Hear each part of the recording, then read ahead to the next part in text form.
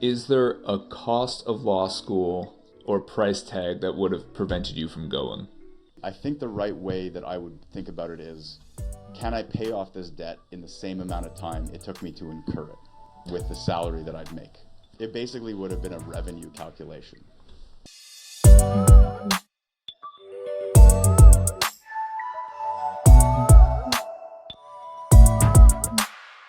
Richard Scott, thank you so much for being here. And just for the audience, we did not plan this in how we dressed. How's your day going? I'm doing well, Amir. Thanks for having me on. It's really a pleasure of mine to be here. And I just so that we can point out to the audience, I've got the crew neck, you've got the V-neck. But it's a different look. Yeah, completely different. Oh man, what did you take in college and where? So I did my undergrad degree at McGill. I majored in East Asian Studies and Economics. And really what that was is the East Asian Studies piece was really a concentration in Chinese studies, and I leveraged it to basically take language classes throughout the entire time. And I did that because when I went to university, when I was that young, I didn't know what I should do. But I grew up in a family where not going to university was not an option. You had to do something, some form of higher education. It didn't matter what it was. And so it was never even an afterthought of what would I do other than going to university. And what that meant was I just had to find something that I was interested in. And China was, at the time, I'm going to date myself a little bit, but I graduated in 2008. So I started in 2005. And at that point, China there was definitely things going on, but was not the global player that it was today. This was 4 years after I think it became a member of the World Trade Organization. And I said, I have this huge blind spot about this massive country that I know nothing about, that we learn nothing about. So why don't I learn something about it? And no better way to learn something about a country than to learn the language and to go there. And so that's really what I ended up doing. And I did economics because I figured I should kind of know how the way the world works, but I'm really bad at math, so I didn't do finance or business or anything like that. High level. How do these things work out? Exactly. Supply and demand. That made sense to me. So what made you want to pick law school?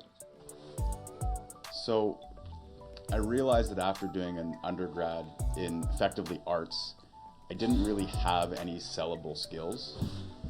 After I finished my undergrad degree in China, so I graduated in 2008, and my last semester was in China right before the Beijing Olympics, and it was quite a wild time. Whoa. And so at that time I had applied to a few different law schools because I said, if I can't find a job that's going to pay me something reasonable back in Montreal where I grew up, I'll go to law school, right? Kind of as a default. Yeah. I applied to a few law schools. The only one I got into was Ottawa. And I said, okay, this is interesting. But when I finished working at the Olympics, and I kind of knew this in the back of my head, I didn't want to jump straight into university because I always wanted to travel. I wanted to explore the world, and starting off in Beijing was a really good kickoff point when you were a student at that time. With my parents being quite upset with me, as I said, I refused my acceptance to Ottawa. And I said, I'm not going to law school next year. I'll see if I can defer it, which they didn't allow me to do. And I'm going to travel for, the remaining 8 months that I had left before my flight back to Canada. And so what I ended up doing was I traveled along the old Silk Road from basically Beijing all the way to Iran. And for a whole slew of different reasons, I ended up getting trapped in Kyrgyzstan because I had to wait to get my Iranian visa. And in order to get your Iranian visa at the time, you had to you had to apply for your visa within 3 months of entering the country. Okay. So I couldn't apply in Beijing because I would have been traveling too much. And so what I did was I had to get my visa processed at the Iranian embassy in Kyrgyzstan. And there were a whole bunch of let's just call them administrative issues, I imagine, but they weren't able to find my visa. So I ended up spending several days in Bishkek, Kyrgyzstan, just waiting for them to find my visa, going to the embassy every day. And this is the era of internet cafes. You know, there was no Wi-Fi where I was staying. There were no cell phones with data. And so, you know, I went to go sort of update my friends and my family to, first of all, let them know that I was still alive and in Kyrgyzstan. Yeah. And I figured while I had some time to kill, I would reapply sort of half-heartedly to Ottawa to see if I can get in next year, so that when I got back to Montreal, it would give me some runway to try and find a job. And if I didn't find a job, then I would just go to law school. And needless to say, after my travels, I got back, I didn't find a job that I, you know, could throw myself into for a career standpoint, and ended up going to Ottawa because of it. Wow, a little more different than most stories I've heard when they're considering college. First off, Kyrgyzstan, I had to Google that in the background. I thought you were saying Kurdistan at first. I was like, no, we don't have a country. So picked it. Why did you have law school as a backup? Was it just the fact that that was a marketable skill? Yeah, so that's a great question. What happened is I realized that, you know, in order to make a proper salary right out of school, if you don't want to do, I mean, every job is going to be bad when you graduate. Like, there's no such thing as a good job. It's basically, you know enough that they'll pay you to learn more. That's kind of the way I think about it. Mm-hmm. And law school is the only technical school where you don't need a whole bunch of prerequisites, because I didn't have any prerequisites. So I figured it was a fast way to start making a decent salary as quickly as possible. Yeah, that's a very good point. Now, was law school talked about in your household growing up? Like, was there any pressure from family members to, like, go to law school? I mean, there was always conversations about, you know, med school, which I wasn't qualified to get into, law school, some sort of technical training. Yeah. I mean, I could have gone into business, but I had no idea what kind of business I would have wanted to go into at the time. So law school was kind of a default, because the other technical degrees, well, I wasn't really eligible for them without doing a whole bunch more school. Okay. What did college cost you? My undergrad degree cost me about $3,000 a year in tuition. Okay. And my law degree cost me about $7,500 a year in tuition. Okay. Being a Quebec resident at the time and having grown up in Quebec, I was eligible for Quebec University rates for my degree at McGill. And at the time, it was really, really inexpensive. And when I say it was inexpensive, I mean I was a full-time student, and I worked anywhere from 10 to 20 hours a week, and could afford to pay for my tuition, my books, my rent, and save money. Enough protests in Quebec, I think, have gotten that kind of low cost of education. Exactly. And I really think that, you know, overall it's a good approach. We can get into the nuances of it. But what that does is it enabled me to actually save money for my travels after my degree. Yeah. And to graduate with a degree that was really interesting, but not particularly useful from a marketability perspective to get a job.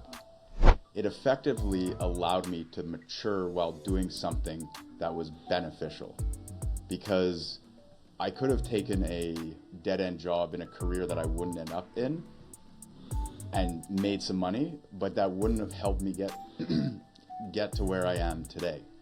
And so by giving me that buffer room to mature and really figure out what I wanted to do with my life while doing something good and difficult, I think that was a great leg up. And, you know, I did something that I considered interesting. Now, you know, keep in mind this is 2004, 2005, and what we have today, it sort of outpaces anything that was available before, right? Any subject that you're interested in, you can go watch Harvard lectures on that. You can go watch Stanford lectures on that. Now, granted, it doesn't give you the same dynamic like classes, where you're meeting people, meeting your peers, meeting professors, interacting with them that way. And that was really valuable. If you're going to pick a college, pick something where you can throw yourself into entirely.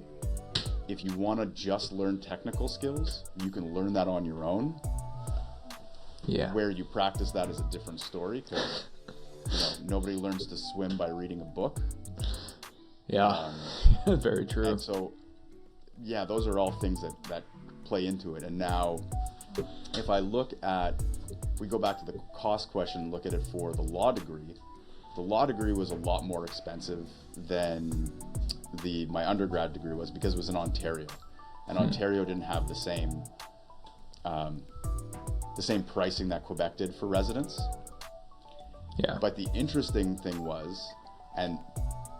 is that the civil law program for Quebec students was a little bit less than half the price of what the common law program was. Interesting. So I think it was let's just call it about $7,000 a year for civil law. Yeah. For a 3-year program. And common law was a 3-year program, and it was about $12,000 a year. Okay, and this is, what year is this again? You went to law school? This would have been 2009, I think. 2009. Okay, so what would the total cost for all of law school have been? So it would have been $21,000 for law school at the time, if I didn't do the common law degree, if I didn't do that 4th year. Yeah. And if I was in common law right off the get-go, it would have been $36,000. Oh, man. Well, what do you think that is today? Just, I feel like it's scaled no idea. Quite a bit higher. Okay. I have no idea. But it was, in terms of putting a burden on the student, the price was different because the market was different. Ottawa wouldn't have been able to get students from Quebec if they charged the same thing for common law, because all the Quebec students would have gone to the universities in Quebec. Yeah. And paid even less. Yeah, exactly. So, and that was a lot easier to calculate a return on investment, because it's, okay, you're going to do 3 years of this, you're going to do your bar for a year, and then you're going to article, and your starting salary is still pretty good. Yeah. Is there a cost of law school or price tag that would have prevented you from going?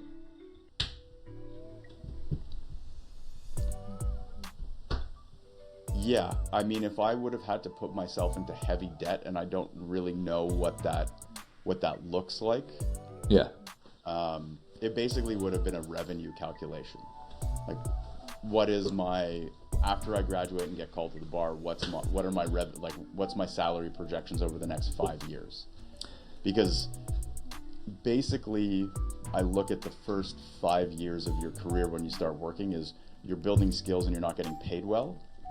And you haven't really started I think the right way that I would think about it is, can I pay off this debt in the same amount of time it took me to incur it with the salary that I'd make? Interesting. I've never heard it put that way. Can I pay off this debt in the same amount of time it took me to incur it?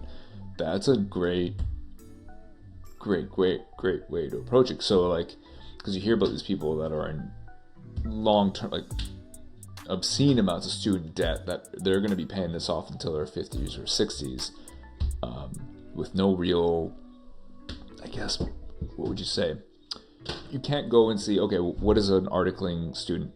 No, sorry, you can go and see what does an articling student make today. But if you don't know what that salary projection is like, you can't really do the math on that, and that's where it gets scary. Exactly. And, on the flip side of that, so this is an extreme example. I had a friend of mine who I went to high school with do their undergrad degree in Quebec. So, whatever it was, it was like $3,000 a year. It was dirt cheap. Yeah. Yeah.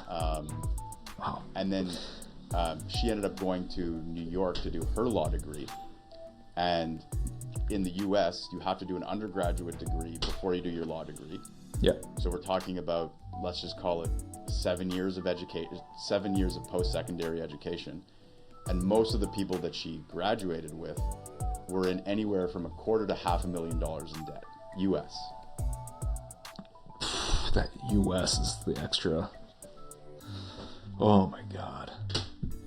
Exactly. And so when I look at it that way, and this is where that super cheap tuition piece comes in that I really agree with, is from a philosophical perspective as a government, why would I want my new workforce to be so heavily indebted by the time that they graduate that they can't start becoming an active consumer in the market? Like, you can't buy a house, you can't buy a car, you're going to have to live as cheaply as you can for several years after, as opposed to, let's invest in our education, keep it cheap so that they're not handcuffed or not unable to pay these debts. And like, philosophically, I think that's there's many places where you can spend tax dollars. Yeah. But we live in a world where education is mandatory, effectively, if you want a decent job.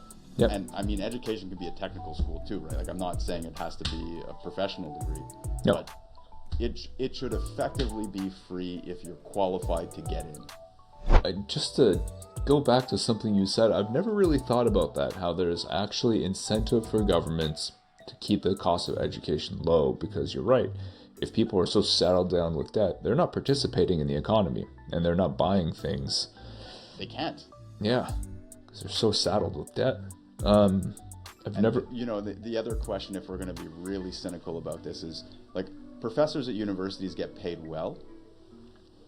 Yeah. But it's not an astronomical amount of money, right? It's not a shocking amount of money that they make. No. So the question becomes is, why is the provision of education so expensive?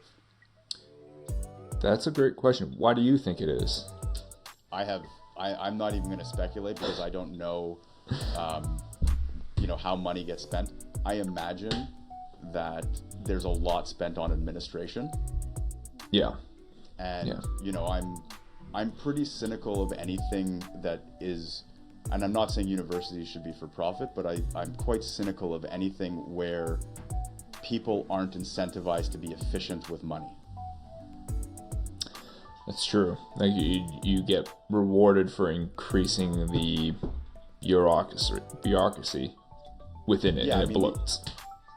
The perfect example is, well, if we have a budget and we don't spend all the budget, we're going to get less budget next year, as opposed to being rewarded for being fiscally prudent. Getting into the technical parts of, metrics and how you figure out how to measure the best education is something I'm not qualified to say, but there's got to be a way to make your dollars go as far as they can, and in order to provide the best educational experience for your students. That is a very good point, and it's not just one. Let's call it. I don't want to call it a business unit. It's not just one department that is making that decision of, we need to spend our budget so we can get the same amount. Otherwise, they're going to cut our budget for the next year and just say, you clearly don't need this. You got every department doing this. Exactly. And I mean, look, if this was an easy question to solve, an easy problem to solve, everyone would do it. So I'm sure if you were chatting with a university administrator that has 50,000 students, they would be able to unpack, the top 10 most complicated pieces, and there's probably thousands of them. Who knows? But man. So yeah, Richard, what's keeping you busy today? So today I'm working on two projects. One is a mobile app that helps people schedule more social time with their friends, and the other one is it's a legal product where I go help tech companies figure out their legal department for sales. Oh, sweet. I'm very curious about that first one, because I'm stuck in WhatsApp groups trying to align schedules with friends and get a freaking simple dinner. You are the person who I'm trying to solve this problem for, because I hate group chats. They're so noisy.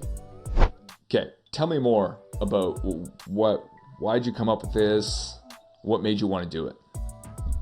So the app that we're calling Motus is an app that allows you to make plans with people based on your time and activity. So effectively what it does is it puts the activity and the time and location before the person who you're going to do it with, and then it will find someone who you're friends with that's free at the same time. So instead of going back and forth with text messages to figure out who's free, it says, Amir is free when I am. Perfect, I don't have to look for someone to go for coffee with. I'm going to go for coffee with Amir.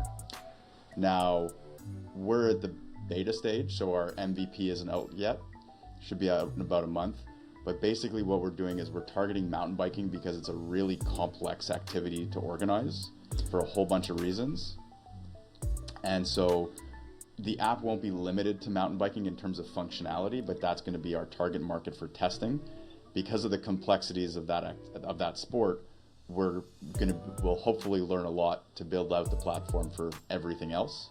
And effectively what we're trying to do is we're trying to encourage people to be more active and more social. And we feel that the problem being solved is that noise of group chats where nobody knows who's doing what when, because there is no chat function in this. It effectively looks like a calendar, and you can choose to be either an active participant or a passive participant, where you create an event and invite people to it, or you simply post your availability for the week and share it with the people who you choose to share it with. It's not public. And then all of a sudden, if someone's afternoon gets cut short and they end work early and they realize, oh, Richard's free at the same time I am, and it's sunny outside, let's go for a bike ride. So it becomes this immediate streak. I can't wait for this, because I can't express enough the pain of like trying to align with friends, especially like getting to this age now where a lot of us have different responsibilities, but I also don't want to reach out to the same friend 3 times in the week and be like, oh my god, I have an hour. Are you free? And then wait, or reach out to a group chat. And there's something about not wanting to, I don't know, organize and share calendars and I don't know what it is. No, I mean, it's a privacy issue. Yeah. Right? Like, I have a very busy calendar. I don't want anyone looking at my calendar and seeing like, oh, there's a blank space like you would within an organization. Let's book some time with Richard. Like, that would drive me nuts. Yeah. What I want to do is I want to be active about it and be like, I'm free this time today. I'm free this time tomorrow. I'm free this time. I don't know what I'm doing yet, but I'm putting it out there. So if my friends have something that they want to do and they want to invite me, great. And, we live in an age where a lot more people are working from home. It's way less social. Yeah. And, I work from home. My life is not as social as I'd like it during the day.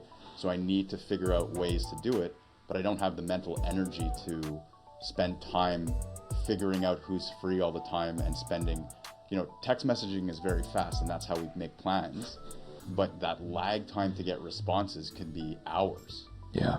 And then the window's passed. It would be much easier for me to say, hey, there's 5 people who I see regularly, but there's 20 people who I would see regularly if it was easier. Well, I'm just going to share my availability with all 20 of those, and then now I can keep in touch with people way more easily. That's such a good point. I've already thought of a use case like for me in that there's a Yuck Yuck stand-up comedy place 10 minutes away from me, and I usually message the five different friends like, hey, like there's a comic I know coming into town. Do you want to go? And I have to send that message out 5 times, and I'd rather just say I'm gonna go. Regardless, I don't mind going by myself. I'm one of those people, and just checking out the comedians. Come join if you'd like, and tag along. Exactly. So. And then what that does for me is oh, cool. Amir's going to this Yuck Yuck things tonight. I'm actually out in his neighborhood. Like, you and I don't cross paths as much. We live far away. Yeah. I would 100% go, and I probably wouldn't go if I didn't see that. On a scale of 1 to 10, how much did all of your post-secondary education combined help you in terms of what you're dealing with today? I'd say about a 7 or 8. 7 or 8? Okay. Yeah. The rest was relationships that like took it along the way. Yeah, but the relationships came from doing the school, because I look at it as, if I didn't go to school, what would I have ended up doing? Yeah. And I am confident in saying that I would not be doing what I'm doing today if I had taken another path, because I would probably be in the trades. I really like working with my hands. Yeah. And that's, I've done a bunch of that work before, and so it just wouldn't have put me in a position where I would have been able to, execute on this idea in a serious way. Okay, so the big question, on a scale of 1 to 10, was college worth it for you, and you cannot pick 7? No, that's very fair. I would put it at an 8.5. Okay. What's something that would have made it a higher score? So what's something that would have made it a 9 or 9.5? I think it would have been a 9 or 9.5 if there were more prevalent forms of career counseling. Interesting.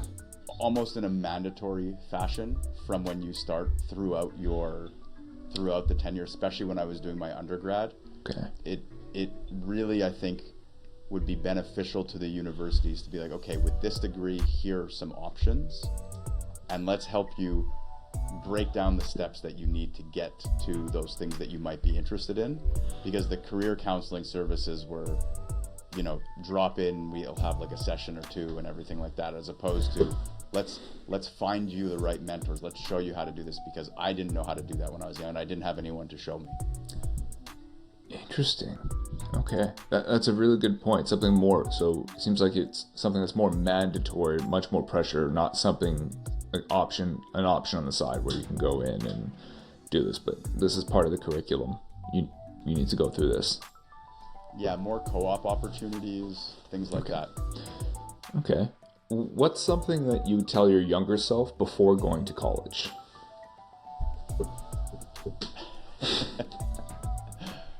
Oh, that's a good question. Take the time to think about what you want in the long term. Because I didn't think about that, to be honest. I chose my degrees somewhat based on convenience and a bit of instinct. Okay. But there wasn't I didn't take a purposeful approach to any of my degrees in particular. I just went to do things that I was interested in. Interesting. More of a long-term approach and spend actual time, like block it out in your calendar and think about it. Yeah, and find someone to mentor you through that thinking process. Like, Interesting. yeah. I just had a random question, and feel free to not include this if you don't want. For those of you who don't know, Richard and I have worked together at the same company, and my now wife also worked at that company, and she had actually was considering a career change at the time, and she came to Richard and she said, "What do you think about me going to law school? What are your thoughts on it?"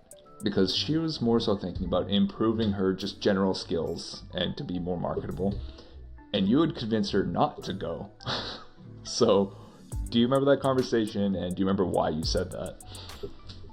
I vaguely remember I remember the conversation. I don't remember the exact details of what it was, but my initial thoughts were, there's not really a point in going to law school unless you're going to get called to the bar and go through your articling and really go through the full process and spend a few years in that career. Because if you don't, it's such a hyper-technical degree that it's not really applicable to other things until you've gotten enough experience. And you've done that articling, you've worked in the firms and all that. Exactly. Yeah, that makes sense. And like, I'm sure if that's not on the roadmap for you, you're going to start to wonder what you're doing when you're up late, like studying case law and precedent and everything. And you're miserable and you're being treated poorly and it's like,